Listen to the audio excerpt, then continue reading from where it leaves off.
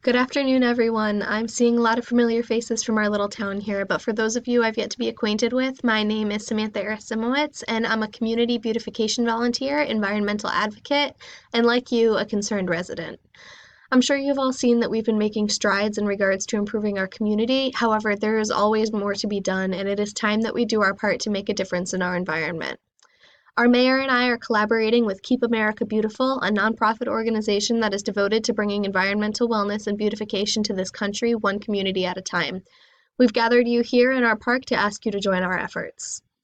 As we approach November 15th, Keep America Beautiful's National America Recycles Day, I am asking you to dedicate your time for one day to participate in a town-wide cleanup event.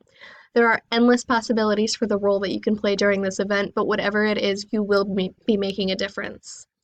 Some teams will be working on a complete litter removal throughout the entire town. Some will be painting a solid coat of paint over the graffiti on our public buildings, which will later be turned into beautiful murals by local artists.